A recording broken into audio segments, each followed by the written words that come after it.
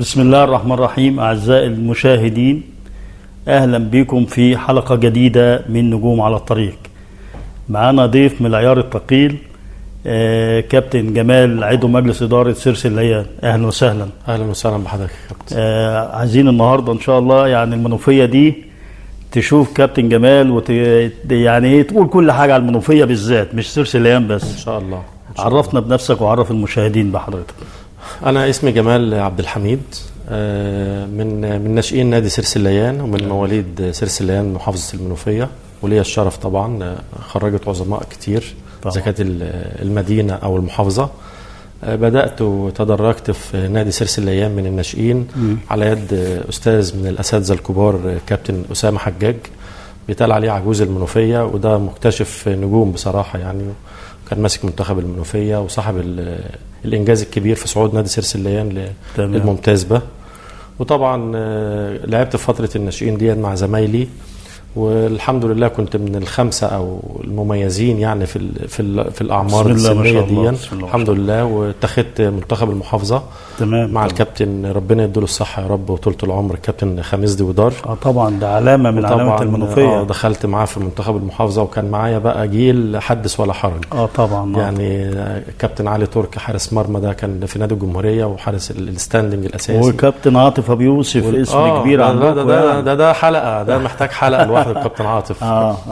وطبعا كان معايا بقى الجيل اللي هو عاصرني دون في منتخب المحافظة، كان الكابتن حمزة الجمل طبعا معروف طبعا، والكابتن أحمد نخلة، وكان في كابتن عادل منصور. مش دول كانوا في غزل شبين؟ ما هو انا بتكلم دول كانوا في غزل شبين واتاخدوا معانا مع الجمهوريه، مع الغزل مع سيرس اتخذنا منتخب المحافظه. أيوة. فطبعا دول كانوا نجوم الغزل.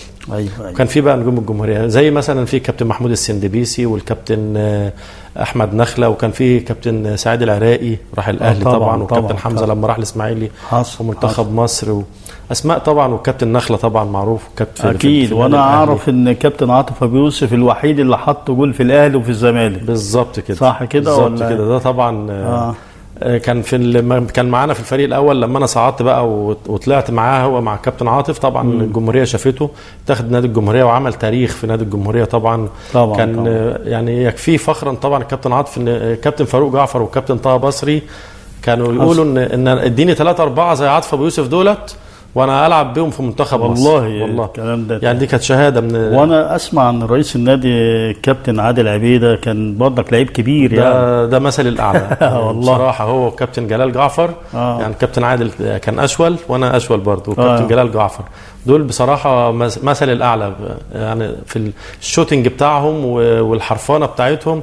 انا كنت بعتبرهم دايما دول، انا كنت طبعا لسه تحت 14 15 سنه، كنت بتفرج عليهم. المجموعه دي دول كانوا مثل اعلى ليك. كانوا تاريخ النادي، وكانوا دول مثل الاعلى بصراحه، اذا كان الكابتن عادل عبيد او الكابتن جلال جعفر. وعندكم تقريبا كابتن سامي عبيده برضه، كابتن سامي عبيد الزمالك ده شرف البلد ده بصراحه. طبعا لعيب كبير، وطلع من المجموعه بتاعتنا على فكره نفس السن بتاعي. تمام. وجه نادي الزمالك خده مننا في الاختبارات، كنا بنعمل ماتش ودي وهو كان عامل اختبارات. أيوة. عملنا ماتش كان ماسكهم ساعتها الكابتن محمد صلاح ربنا يديله الصحه يا رب. ربنا يديله الصحه. وخد الكابتن سامي وان شاء وشق طريقه بقى ولعب بقى كان تحت 16 سنه ولعب 17 و18 لحد ما وصل للفريق الاول، وكان مع كابتن جمال عبد الحميد، كان هو الاحتياطي بتاع الكابتن جمال عبد الحميد طبعا. ايوه اسطوره بتاع نادي الزمالك ساعتها. كابتن جمال بالنسبه ولعب منتخب مصر على فكره الكابتن سامي، ولعب كاس عالم وجايب جون كمان في كاس العالم، شرف يعني في ترنداد وتوباكو. طيب هو على فكره المنوفيه ولاده على فكره. يعني عندكم كمان ده عالم من اعلام النادي بصراحه. عندكم كابتن عبد الحميد ندى برضك تقريبا هو مدير فني عندكم. مدير فني حاليا الفريق الاول بالظبط، وماشي بخطى ثابته زي ما اعرف. يعني بسم الله ما شاء الله عليه، مدرب صاعد واعد والله. بصراحه السنه اللي فاتت جالنا كمل معانا حوالي 5 أو 6 ماتشات. كنا احنا قوسين او ادنى كده بصراحه، كان ممكن تنزلوا الدرجه الادنى شويه. هو جه بصراحه باللعيبه الرجاله بتوعنا طبعا، بتوع اللي كملوا معانا ابناء نادي سيرس الليان، خلانا في الدرجه، وعشان كده كنا مصممين كلنا ابتداء من الكابتن عادل والكابتن بس عاطف. انا اسمع يا كابتن ان انتوا عندكم لعيبه مميزه جدا، يعني في انديه بتتكلم على الولاد عندكم سواء قطاع الناشئين او الفريق الاول. دي حقيقه وعندنا ان شاء الله يعني في 2005 طلع من عندنا حوالي 3 لعيبه. انا سمعت على لعيبة. فكره 2005 فيها كذا لعيب كويس قوي. دي فرقه ممكن تقول اسمائهم يا كابتن برضك، يعني نعرف الناس ونعرف احنا كمان. عندنا مهاب مصطفى بدر، ده لسه طالع من 3-4 ايام راح نادي الجمهوريه. وعندنا فارس العيسوي برضو لعيب كبير قوي، يعني الاثنين اللعيبه دولت ان شاء الله راح الجمهوريه برضو. يعني حضرتك افتكر الاسمين دولت والجماهير برضو الناس المشاهدين. لا، ما احنا هنلقي نظره برضك على القطاع الناشئين يعني كابتن فارس العيسوي دون بسم الله ما شاء الله عليه يعني. وفي لعيبه تانية يعني في محمد بنقول عليه محمد ده ميسي في 2007 والله. محمد بطه ده لعيب هايل بصراحه محمد بطه. طيب ما واضح ان في حد يعني بصراحه اللي ماسك القطاع هناك كابتن احمد الجزار. الكابتن احمد ماسك مدرسه الكوره، هو مدرسه الكوره يعني عامل طفره كويسه. لا بصراحه كبيره يعني جدا، في مواهب طالعه من تحت ايده كويسه جدا. عندنا لعيبه، وعندنا فرقه 2007 وفي 8 و9 كمان. دول يا كابتن يعني دول حاجه بسم الله ما شاء الله. يعني انتم مشاركين السنه دي بكام فرقه يا كابتن؟ احنا ان شاء الله هنخش ب 2003 هنخش بيها، هيبقى مسؤول يعني تبقى الظهير عندك 2003 2005 دول ده الظهر بتاع الفريق الاول. ايوه اللي هو القوام الاساسي بتاع الفريق الاول بالظبط كده. وعندنا ان شاء الله هيبقى في 2005 و2006 ماسكهم الكابتن ايمن شركس، كابتن كبير برضه لسه الاسبوع ده برضه واخدين قرار بيه كلجنه كوره ان هو ماسك 2005 و2006. كابتن ايمن حسام الدين المشهور بكابتن ايمن شركس. وعندنا بقى 2007 و2008 و2009 ده العبقري بتاعنا كابتن احمد الجزار. بصراحه لا بصراحه ده دينامو التدريب في انا شفت الموضوع ده على الطبيعه ايام ما كان في احتفال ودعيت للاحتفال ده. كان موجود كابتن علي يونس بتاع الاسماعيلي، كنت عاملين كنت بكرم والرموز المنوفيه بالكامل. كابتن محمد بطر حضرت انا الاحتفال ده، كان حاجه رائعه وشفت المواهب على الطبيعه بالنسبه خصوصا البراعم بسم الله ما شاء الله. يعني انا شايف ده خد بالك البراعم ده اصعب مرحله بالنسبه للمدرب، ومش اي حد بيحكم عليهم بالظبط. يعني لازم يكون مدرب كفء، لازم يكون مدرب عنده خبره.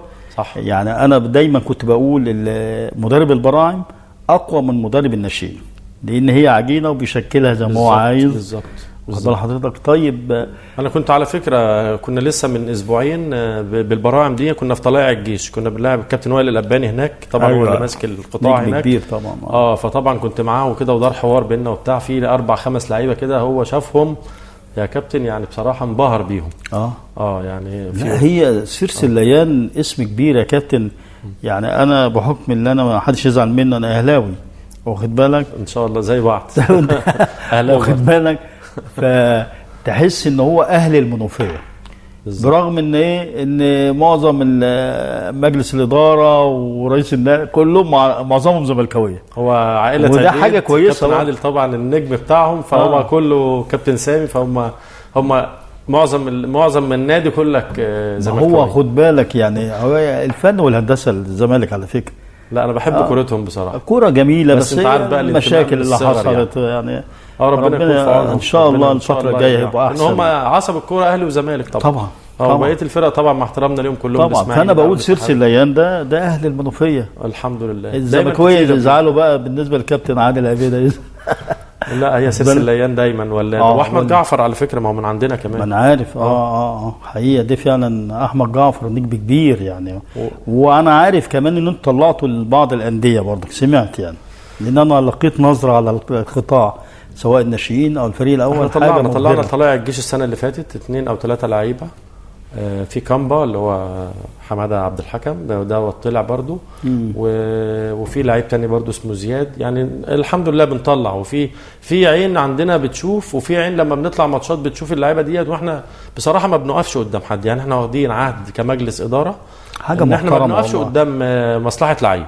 ليه؟ لان هو دي الكوره دلوقتي. ايوه انت وده الاستثمار بالظبط. يعني لسه سامع قاري خبر امبارح مثلا لعيب سيرد باك في نادي المحله باعه اشتراه ب50,000 جنيه، اتباع ب20 مليون جنيه لبيراميدز. ليه يا كابتن؟ ما هو احمد عاطف بتاع كان وادي دجله وحاليا فيوتشر واخدينه من مركز شباب في سوهاج ب 20,000 جنيه دلوقتي بسم الله ما شاء الله. لدرجه ان رئيس المركز ده كانوا بيقولوا له تاخد نسبه وتاخد 10,000 جنيه نسبه 10% ولا 15%. رفض قال لا انا عايز ال 20,000 جنيه. خد ال 20,000 جنيه اتباع بكام؟ ب 18 مليون. لعيب هايل، واخد بالك؟ فهي الفكر نفسه الناس برضك ما عندهاش نظره، ما فيش الثقافه بتاعت المستقبل دي بالظبط. دي حقيقه. احنا بقى واخدين دي بصراحه يعني عاملين لجنه كوره بيرقصها الكابتن عادل عبيد والكابتن عاطف ابو يوسف، واعوذ بالله من كلمه انا، لان احنا الثلاثه اللي في المجلس اللي بتوع كوره. فاحنا عاملين لجنه الكوره دي دايما بنتشاور في الحاجات دي. لو في لعيب ماشي، لو في لعيب، لو حتى الكابتن عبد الحميد ندى لو عايز يجيب لعيب بيشورنا احنا كده برضه، وبنعرض الامر على مجلس الاداره. محسوبه ليكوا برضك يا كابتن جمال. يعني الولد ده انت دلوقتي تتباهى وتقول احمد جعفر طالع من سيرس، ما هو برضك اما تطلع نجم تاني وثالث هيبقى طالع من سيرس. صوره لاسم النادي طبعا، للكيان. احنا بنشتغل على دي، احنا بنشتغل على كيان نادي سيرس الليان. يعني لحد دلوقتي نقول الكابتن سامي عبيد فخر نادي سيرس الليان، ابن المنوفيه. لا هو نجم كبير وهكذا. لا وكابتن عادل عبيده برضك نجم كبير. كابتن عادل طبعا، وكابتن جلال وعاطف ابو يوسف. ده انا كان عندنا لعيب على فكره اسمه الكابتن محسن عبد الحميد. ده يعني بسم الله ما شاء الله عليه، ربنا يديله الصحه. منتخب مصر يعني ده كان يلعب لو في امكانيات ساعتها. ده كان لاعب منتخب مصر. يعني الناس كانوا بييجوا يبنوا خططهم على الكابتن محسن ده. هي المنتخبات بتبص اهلي الزمالك، الانديه اللي هي في المقدمه دايما، يعني واخد بال حضرتك. طيب موضوع الاستثمار اخباره ايه معاكم هناك في سيرس؟ والله الاستثمار طبعا دلوقتي هو شريان الحياه في الرياضه. دلوقتي اللي ما بيستثمرش في النادي بتاعه يعتبر يعتبر ميت. فأنا شايف إن الاستثمار دلوقتي لازم ياخد حقه والحيز بتاعه الصح. احنا مشكلتنا بس الوحيدة في النادي عندنا إن النادي بتاعنا الأرضية والدنيا قديمة شوية، يعني المباني الأرضية الملعب بقى لها 8 سنين أو 10 سنين. الوزارة بدأت تشتغل فيها. احنا واخدين موافقة بالملعب خلاص، وخدنا من المديرية وخدنا من الاستاد يعتبر عالمي موجود في سيرس. يعني احنا بس شوية، انت عارف حضرتك الروتين، هو الروتين فاضل بس شوية الملح اللي بيتحط على الأكلة كده، هو ده اللي ناقص يتحط كده عشان الأكلة تكمل، وإن شاء الله ناخد الموافقة خلاص والإجراءات شغالة. يعني انت عندك نجوم، عندك كابتن عادل ليه علاقاته وكابتن سامي، هي الدنيا ماشيه كده بصراحه. انت ذكرت الاثنين اللي هم سعوا في الموضوع، يعني كابتن عادل وكابتن سامي مشكورا ساعيين جدا جدا في الاجراءات دي، ومعاهم طبعا كابتن محمد كليله المدير التنفيذي برضو، لان هو كان بيلف معاهم الدنيا. هو مجتهد كابتن محمد كليله، نسمع عنه كده. يعني برضو الناس ديت مش عايزين نبخسهم حقهم، لان هم برضو اللي بيتحركوا وبيعملوا الاجراءات عشان نبتدي. بس احنا واخدين الموافقه بتغيير الملعب واحلاله وتجديده، بس في عائق عندنا بس في مبنى كده، مجرد ان احنا ناخد قرار الازاله بتاعته. هتشيل المدرجين، في مدرجين كبار هيتشالوا، في مدرج اداري كده برضه، في مبنى اداري هيتشال ان شاء الله. هنغير وجهه الملعب خالص تماما. طبعا بعد التغييرات ده نيجي بقى نشوف الدنيا هناك. هنبتدي نعرض بقى، نبتدي نعرض الاستثمار، اذا كان حمام سباحه، نعمل نادي اجتماعي، نعمل محلات مثلا تانية. كل ده في الخطه، ومشكورا بصراحه عشان الحق يتقال، كل واحد ياخد حقه. باشمهندس محمد خلف الله رئيس مجلس الاداره السابق او الاسبق، كان قبل الكابتن عادل، ده بصراحه هو صاحب الفكره وهو صاحب الماكيت اللي اتعمل دون، وجاب ناس خبراء وجاب ناس مهندسين وعمل الماكيت ده كله، والناس مشتغلين. احنا دلوقتي بنكمل المسيره معاه يعني ان شاء الله يعني اخر السنه ممكن يكون الامور لا مش اخر السنه ان شاء الله. يمكن القرار في خلال الشهر اللي احنا فيه شهر 9 دون يكون القرار جالنا، لان احنا كنا المفروض نبدا في اول الشهر. بس هو مشكله الروتين بس في الحته النهائيه دي. هنبدا الهدد خلاص، والناس تيجي تخش الشركه طبعا، وامر التكليف وصل كمان مين اللي هيشتغل. وطبعا الجيش داخل في الموضوع، لانه طبعا انت عارف الجيش بيخلص بسرعه، هو اساس العصر. ان شاء الله ده اللي مطمنا، يعني انه مجرد ان هم ما يستلموا بس الارض كده هيخشوا ان شاء الله ملعب تاني تماما. هتشوف بقى سيرس دي في نقله ان شاء الله، بامر الله يكون نشوفها في نقله تانية ان شاء الله، وهنيجي نصور هناك ونعمل هناك، ولينا لقاء مع كابتن عادل عبيده وكابتن عاطف ابو يوسف ان شاء الله، وكابتن تامر عز الدين والناس المحترمين الموجودين في مجلس الاداره كله. عشان برضه انا ما ذكرتهمش، عاملين مجهود رائع، اذا كان الكابتن تامر ولا تامر عز الدين والاستاذ طارق ابو حجازي والكابتن احمد ماهر. ان شاء الله يبقى له نصيب يجي هنا يعمل ان شاء الله يشرفونا. كابتن من كباتن النادي برضه الكابتن احمد ماهر داعم بصراحه للنادي وما بيبخلش عليه باي حاجه، من الناس اللي في ظهر النادي على طول وعامل شغل عالي بصراحه الكابتن احمد ماهر وكل اهل سيرس بصراحه. حلاوه سيرس في كده ان الناس كلها بتبقى بتحب النادي وحابب لا برضه انا لاحظتها لان انا لقيت نظره هناك بصراحه بتوع كوره. انت اهم حاجه ان انت تتعامل مع ناس بتوع كوره هتفرق معاك 360. ده اللي محببنا في النادي، وكل اللي موجودين في النادي دلوقتي بيحبوا النادي، بيحبوا النادي وبيخدموا النادي كده. ومش عايز برضه انسى حته ان الناس اللي هم رجال الاعمال اللي الكابتن عادل بن مايل عليهم مثلا، دول اللي ساندنا بيشيلونا في الزنقه بتاع النادي، لان النادي ملوش موارد للاسف. أيوة. يعني دي حقيقه احنا عارفينها، بالاجتهاد بقى بنحاول. رجال هو يعتبر ممثل البلد الموجود في المكان، فلازم اقف جنبه يعني. كلنا بنحاول، كل واحد جاهدا، وحب النادي بقى هو ده اهم حاجه. فكل الناس اللي بتحب النادي بتحاول تسندنا وبتحاول تبقى معانا ان شاء الله. انا حاسس ان الايام اللي جايه النادي سيرس الليان خير، وانا متفائل جدا لسيرس، وان شاء الله تصعدوا بيه ممتاز على ايد كابتن عبد الحميد ندى ان شاء الله، مدير فني يعني عظيم، وانا شفته قبل كده يعني والقيت نظره على كل شغله يعني. بسم الله ما شاء الله عليه، هو حقه والجهاز بالكامل بتاعه، عشان ما نقولش مثلا عبد الحميد بس، لا كابتن حماده ماجد برضه، وكابتن اشرف السنطاوي، وكل الجهاز، والكابتن عادل أداحة الدينامو بتاع النادي الاداري. حصل. لا بصراحه كلهم احنا عاملين كابتن عادل سعيد اللي هو كابتن عادل سعيد أديحة بصراحه عاملين توليفه السنه دي كده. احنا اخترنا الجهاز دون والحمد لله الناس فيه موافقه بالاجماع. ايوه ما هو انتوا بتوع كوره فلازم تختاروا حد كويس، وهو جايب لعيبه كمان يعني. بسم الله ما شاء الله. هو جاب 4-5 لعيبه حتى الان يعني، هو اللي مختارهم بنفسه. ربنا يسهل الحال حبيبي يا كابتن جمال، وشرفتنا. وان شاء الله الحلقه الجايه واللي بعدها يكون كابتن عادل عبيده معانا ان شاء الله، يشرفنا، وعاطف ابي يوسف والناس المحترمين دول. ربنا يخلي حضرتك يا رب. شكرا لحضرتك. شكرا، انا بشكرك وبشكر القناه المحترمه حبيبي بالتوفيق ان شاء الله. شكرا كابتن جمال، وان شاء الله سيرس الليالي نشوفه في حته ثانيه. وفاصل ونعود ان شاء الله.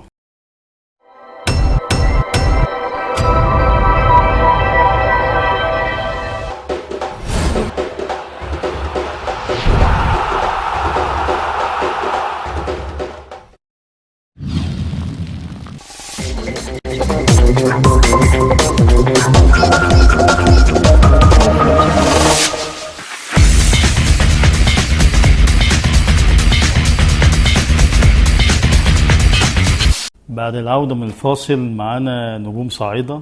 طبعا كابتن محمود عبد التواب طبعا كان في لقاء معاه قبل كده، والكابتن بخيت محمود. اهلا وسهلا كابتن. اهلا وسهلا كابتن محمود.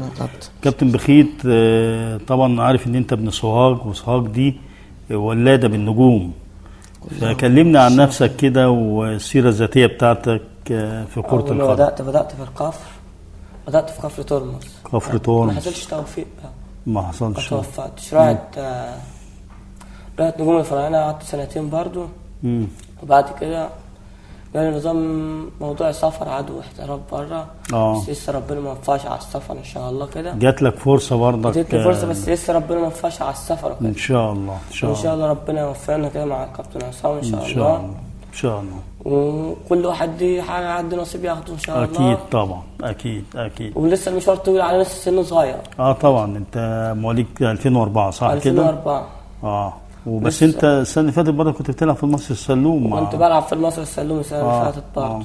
وسامع ان هم بيلقبوك بلقب الاخطبوط. يعني ايه الاخطبوط ده بقى؟ ده لقب طلع عادي. عندك التراي كويس، مدرب عندك يعني حاجه عاديه يعني. حاجه عاديه، حب مدرب وكده. الحمد لله. كابتن محمود، انت اخر مره انت قلت ان انت منتظر الناس هيجي يتعاقدوا معاك وكده، ايه السبب؟ لان انا المفروض ان انا وعدتك ان انا هصور معاك اول ما يحصل التعاقد ونشوف الموضوع على الطبيعه يعني، واخد بالك؟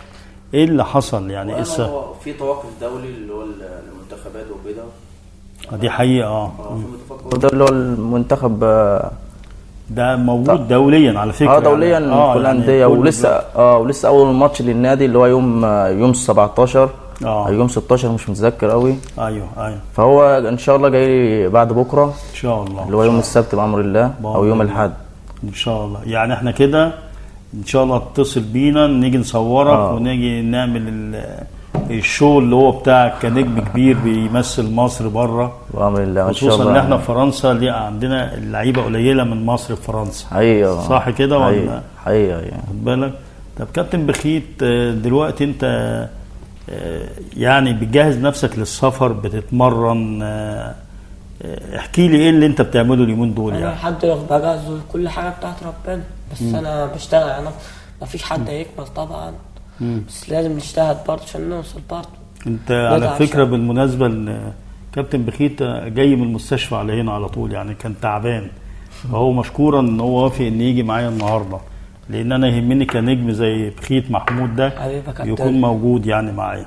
حبيبك انا عارف ان انت من سوهاج، من مشطة، صح كده؟ من مشطة. يعني الشرف ليا طبعا. ده على فكره انا من سوهاج برضك على فكره. احسن ناس الدنيا. فالصعيد دايما ولاده، وخصوصا سوهاج فيها نجوم كبيره يعني.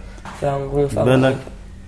فاحكي كده عن اسرتك، احكي اللي انت عايز تقوله قوله، احنا سامعينك. طبعا يعني حلمي ده مش حلم انا بس لوحدي مثلا، حلم ابويا وحلم امي معاه، مش هقول لك انا حلمي مثلا واقعي. ربنا يخليهم لك.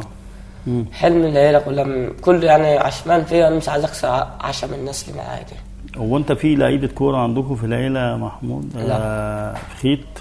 ما حدش يعني ليه شخصيه اساسا من ناحيه الكوره. يعني انت طلعت لوحده فلته كده مع نفسك؟ لا والله. يعني اخواتك كلهم ما حدش بيلعب كوره؟ ولا والدك كان بيلعب كوره ولا كده؟ بس انا حبيتها شخصيا. كنت مع اصدقائك كده وبتلعب واكتشفت ان انت عندك موهبه، صح؟ اكتشفت. بدات اشتغل عليها الموهبه، قعدت اقدرها، عايز ابقى حاجه. بس خد بالك، لقب الاخطبوط ده ما بيجيش من فراغ، لازم يكون عندك التراي كويس قوي وحاجات دي. طبعا انت عارف انا يعني ليا في الكوره، فبتكلم المنطق ده حبيبي محمود. طب انت يعني انت ايه احلامك بعد ان شاء الله ما ربنا يوفقك وتتعاقد وكده؟ يعني ايه اللي انت في دماغك تعمله بعد كده؟ والله يا كابتن يعني نفسي ان انا اروح هناك تمام، وبامر الله خطوه سانت تيان دي تكون خطوه كويسه عليا بامر الله وعلى اسرتي. وان شاء الله يعني انضم للمنتخب قريب، وانا عندي واثق في كده ان انا هنضم للمنتخب بامر الله يعني اول ما اروح. تمام. لا انا عارف ان انت موهبه وسرد باك كويس جدا، ولو انت كنت كملت في مصر كان هيبقى ليك شأن تاني. بس هو دايما الاحتراف بيخلي المنتخبات والدنيا كلها تبص عليك يعني. وكمان جات لي عده انديه هنا، يعني جات لي حوالي 4-5 عروض وكلاء كلموني وكده، بس انا شايف ان هي خطوه الاحتراف اهم. الاحتراف دي اهم طبعا وبدايه خير يعني، خصوصا ان انت تبقى في فرنسا، فجاه اسبانيا ممكن ربنا يكرمك بحاجه، وهناك بيشوفوا يعني هناك بيقدروا المواهب، يعني في اوروبا بيقدروا المواهب غير عندنا هنا في مصر. وخد بالك، ما هو محمد صلاح اساسا يعني من عيله متوسطه زينا يعني. خد بالك كان بيجي بالقطر بعلبه الكشري على نادي المقاولين. وغير كده انا شغال والحمد لله، يعني احنا عيله متوسطه على قدنا يعني الحمد لله. ابوك راجل ربنا يبارك له، والحاجه واخواتك يعني ناس طيبين. خد بالك بالمناسبه محمد صلاح ده راح نادي الزمالك ورفضوه. خد بالك يعني احنا هنا ما بنقدرش المواهب، ما بنعرفش، ما عندناش العين الثاقبه زي ما بيقولوا يعني. واخد بالك، فبره ان شاء الله المجال يكون اوسع معاك بامر الله. تألق انديه كبيره، باريس، ما هو باريس في المقدمه اكيد ونانت مصطفى محمد بالظبط في عده انديه كويسه طبعا فرنسا فانت لازم تشتغل على نفسك كويس اول فتره دي. بس حافظ على نفسك من الاصابات، لان طبعا انت عارف بيتم كشف طبي، وكشف الطبي لو انت مارادونا مش هياخدوه. والدليل على ذلك ان حصل مع الاهلي قبل كده، كان جاب مهاجم كويس جدا عقوبه حاجه زي كده وعنده اصابات، فقال لك لا احنا مش هنعالج. كابتن بخيت، انت برضك احلامك اللي انت عايزه تحققه لأسرتك ولنفسك وكده؟ انا لسه ان شاء الله كده هروح، بس ربنا وفقنا السفر الاول، بس افكر في السفر الاول ان شاء الله، وظبط حالي ان شاء الله، وربنا يكرمني ان شاء الله في حته حلوه ان شاء الله. انت رايح على نادي معين ولا رايح لسه هتعرض نفسك؟ انا لسه رايح على شركه تسويق. بس ان شاء الله كده انا عشمان في ربنا طبعا في حته احسن من لا انت على فكره يعني انا شفتك قبل كده ولقيتك بصراحه من حراس كويسين، يعني خساره ان انت ما بتلعبش في حته كويسه في مصر. الشرف ليا والله. لكن هو لازم احنا بنجتهد ونعمل اللي علينا والباقي على ربنا ان شاء الله. بس تشتغل على نفسك، دي نصيحه. طبعا الاسره لازم تكون راضيه عنك، والدك ووالدتك اهم حاجه دي. ومشطه دي بلد غاليه عندي يعني حبيبي، مش عايز انا اتكلم اخش في تفاصيل عنها حبيبي. لكن انا من مشطه على فكره بالمناسبه بس انا ايه يهمني جدا ان انا اشوف حد من مشطه في العالميه زي ما بيقولوا. ان شاء الله، ان شاء الله، ان شاء الله شرفه ان شاء الله. ده شرف لينا. شرف مشطه ان شاء الله. محمود، اكيد انت برضك وانت قاعد مع نفسك كده ووالدتك بتقعدوا تفكروا كده في المستقبل، انا هعمل واسوي صح؟ حصل. طبعا من اول الخطوات اللي انت بتفكر فيها للحج والحاجه ان انت زي ما سمعت ان انت هتوديهم الحج وكده يعني. بامر الله انا اوديهم الحج اللي هم عايزينه، انا طبعا هعملوا لنا. ابويا تعب معايا كتير قوي جدا، حصل. وامي تعبت برضه معايا كتير، واخواتي كلهم برضه بيتعاونوا معايا وكلهم برضه بيدعموني، وقرايبي برضه يعني قرايبي بسم الله ما شاء الله يعني عزوه، عندي عزوه يعني في الفيوم. في الفيوم، وكلهم بيدعموني ولما حضرتك سجلت مع حضرتك الحلقه اللي فاتت حصل، فكلهم لما شافوا الحاجات دعموني وكده وصيطوني يعني. ما انت تستاهل، انت لو ما تسالش يا محمود انا مش هجيبك في حلقه تانية يعني، واخد بالك. ونفس الطريقه بالنسبه للكابتن بخيت. طبعا يهمني ان يكون متواجد معايا، وعايزه بعد ما يبقى النجم يسطع كده ما يقولش بقى ينسانا يعني، يعرف ان برنامج نجوم على الطريق كان اول لقاء بينا، وان شاء الله وهو راجع كده نجم كبير ان شاء الله نعمل له استضافه هنا، وان شاء الله ربنا يوفقكم. امين. وان شاء الله لينا لقاء بقى بعد التعاقد. قبل ما نختم حلقتنا ان شاء الله، محمود تشكر مين؟ لا اكيد طبعا حابب اشكر ربنا طبعا الحمد لله، واشكرك يا كابتن ان انت بس تطلعني معاك النهارده. وحابب اشكر ابويا وامي ان هم بيدعموني كتير طبعا، واخواتي واسرتي كلها يعني، واصحابي طبعا اكيد. بخيت تشكر مين؟ اشكر طبعا ربنا اول حاجه، واشكر ابويا وامي، واشكر كابتن عصام انه وصلني هنا في الحته دي، واشكر طبعا وليد اخويا اللي واقف جنبي، كان ليلى هو ما كنتش هنا اساسا خالص. وليد تعب معاك كتير، واقف جنبي طبعا، فقد حاجات ما كنتش انا متخيله هو يعمل معايا اصلا حاجه دي، تعب معايا فعلا. حبيبي شكرا يا كابتن محمود، شكرا يا كابتن بخيت، شكرا اعزائي المشاهدين. في حلقه قادمه ان شاء الله نجوم على الطريق.